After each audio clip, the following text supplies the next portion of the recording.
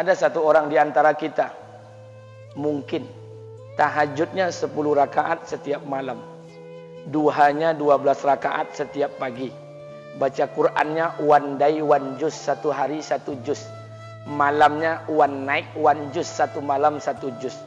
Satu keluarga di antara kita nih puasanya luar biasa Senin Kamis. Satu keluarga berpuasa Senin Kamis. Tak cukup puasa Senin Kamis, dia puasa Nabi Daud. Sehari puasa, sehari tidak, sehari puasa, sehari tidak. Tak cukup dia puasa Nabi Daud, dia puasa-puasa sunnah lainnya. Istrinya nutup aurat dengan sempurna, pakai nikob, pakai cadar, pakai purda, pakai manset, pakai kos kaki. Suaminya 5 waktu ke masjid tak tertinggal takbiratul ula. Anak-anaknya di pondok pesantren hafiz dan hafizah. Tiap pagi berinfak, tak pernah menggunjing orang. Quran terjaga, aurat terjaga, tahajud terjaga, 5 waktu terjaga, duha terjaga, Quran terjaga, puasa terjaga. Sempurna satu keluarga nih amalnya. Tapi sudah 8 tahun dia tak tengok ayah ibunya. Sudah bertahun-tahun dia tak nyapa kedua orang tuanya. Sudah bertahun-tahun dia tak berhubungan baik dengan ayah ibunya. Sudah berminggu-minggu dia berkelahi dengan ayah ibunya. Sudah berhari-hari dia bermusuhan dengan kedua orang tuanya. Maka anak seperti ini, seluruh amal yang mereka kerjakan tertolak di sisi Allah Subhanahu wa taala, tidak akan diterima Allah. Sebaliknya, kalau ada di antara kita hari ini yang pandai melayani ayah ibunya, tidak ada uang ayah ibu dia kasih uang, tak ada rumah ayah ibu dia buatkan rumah, sakit ayah ibu dia bawa ke rumah sakit, dirawat ayah ibunya dia jaga, kotoran ayah ibunya dia bersihkan pakai tangannya sendiri. Ada di antara kita hari ini yang membersihkan kotoran ayah ibunya lebih dia nikmati daripada makanan yang ia sukai. Begitu luar biasanya dia melayani ayah ibunya. Tapi dia tinggalkan solat, dia injak-injak perintah Allah, dia tinggalkan perintah Allah dengan mutlak. Maka kebaikan satu orang anak ini kepada ayah ibunya seluruhnya tidak diterima Allah Subhanahu wa taala. Atau jangan-jangan inilah yang menjadi penyebab amal kita tak diterima Allah. Atau jangan-jangan inilah yang menjadi penyebab amal kita tertolak di sisi Allah. Kita solat juga, kita sujud juga, kita puasa juga, kita ngaji juga, kita dengarkan ceramah juga. Maka oleh karena itu, Pak, Bu, ayah kita tuh tinggal di kampung, ayah ibu tinggal di kampung sana. Terkadang ayah ibu kita tak sekolah, SD, SMP, SMA tak tamat. Dia sekolahkan kita SD, SMP, SMA, S1, S2, S3 dengan harapan hidup kita lebih baik daripada keadaan dia sekarang. Tapi apa yang membuat kita jarang untuk menjenguk mereka? Saya ingin sampaikan buat kita bersama. Ayah ibu kita tak tahu kita ni eselon 1, eselon 2, Pak. Ayah ibu kita tak tahu pangkat PNS kita 3A, 3B, 3C, 3D, 4A, 4B, 4C, 4D. Ayah ibu kita tak tahu kita ni public figure. Ayah ibu kita tak tahu dan tak mau tahu. Yang dia tahu kita ni anaknya.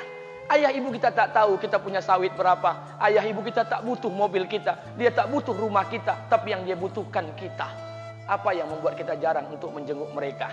Tahun 2016 di Masjid Damai Langgeng, saya diundang ceramah di sana. Habis pulang ceramah, saya baca WA SMS. Ada seorang ustadz Pekanbaru kirimkan WA dengan saya. Saya baca 2 kali, air mata saya menetes. Kenapa? Karena WA itu berisi cerita satu orang ibu sedang menelpon anaknya. Ibunya nelpon anaknya. Assalamualaikum nak. Waalaikumsalam kata anaknya. Kata ibunya, nak, sudah 1 bulan kau tak tengok ibu. Apa yang membuat engkau berhalangan nak? Apakah kau sibuk dengan pekerjaanmu? Minggu yang kedua ibunya telpon lagi. Assalamualaikum nak. Kata anaknya, waalaikumsalam. Kata ibunya, nak, ibu dapat kabar apa engkau baru beli mobil baru. Apa betul nak? Kata anaknya, betul bu. Kata ibunya, alhamdulillah nak, ibu bangga. Kau pandai menyenangkan hati anak istrimu. Minggu yang ketiga ibunya telpon lagi. Assalamualaikum nak. Kata anaknya, waalaikumsalam. Kata ibunya, nak, ibu dapat kabar bahwa engkau baru beli rumah baru. Apa betul nak? Kata anaknya, betul bu. Kata ibunya, alhamdulillah nak, ibu senang kau bertanggung jawab dengan anak istrimu. Minggu yang keempat ibunya telpon lagi. Assalamualaikum nak. Waalaikumsalam. Kata ibunya, nak, tadi ibu pergi ke pasar, ibu jumpa temanmu di pasar. Kata temanmu di pasar, temanmu banyak bercerita tentang kamu. Kata temanmu tadi, kamu baru beli anak anjing seharga 40 juta dari negeri Belanda. Apa betul nak? Kata anaknya, betul. Kata ibunya, nak, dengarkan pesan ibu untuk terakhir kalinya. Apa pesan ibunya? Wahai anakku, engkau pelihara satu ekor anjing. Kau siapkan harga anjing 40 juta. Kau siapkan rumah untuk anjingmu depan rumahmu. Kau jaga anjingmu pagi, siang, dan sore. Kau mandikan anjingmu pagi, siang, dan sore. Kau kasih makan anjingmu pagi, siang, dan sore. Demi Allah nak, dengarkan pesan ibu untuk terakhir kalinya. Apa kata ibunya? Demi Allah nak, demi Allah.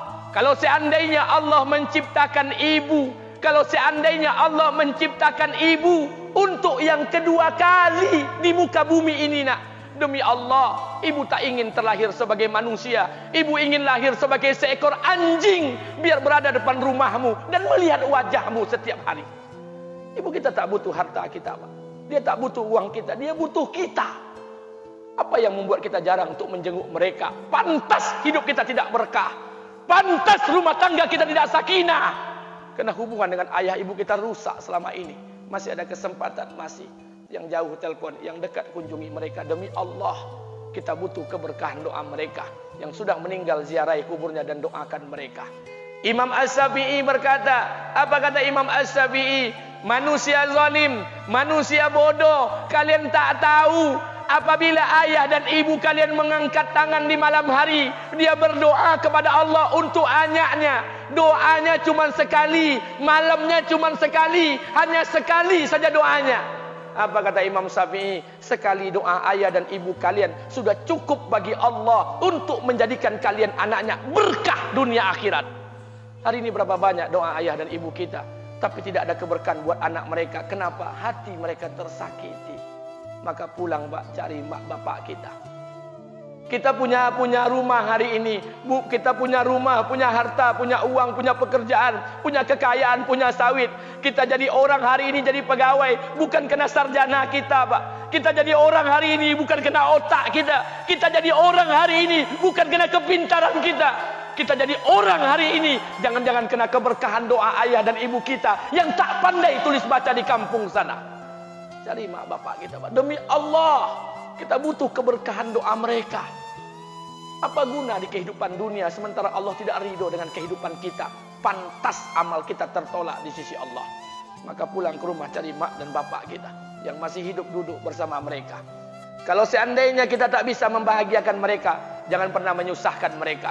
Kalau seandainya kita tak bisa membuat mereka tertawa, jangan pernah membuat mereka menangis. Demi Allah, kita hanya punya satu ayah kandung.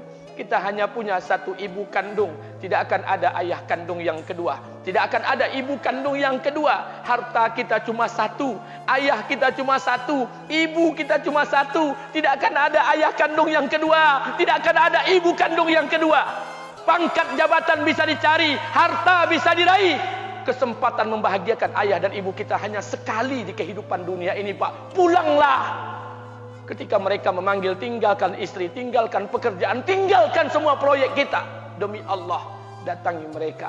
Kata Nabi, sesaat kalian duduk bersama ayah dan ibu kalian akan mendatangkan keberkahan.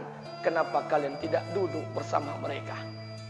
Jangan-jangan inilah yang menjadi penyebab amal-amal kita tertolak di sisi Allah.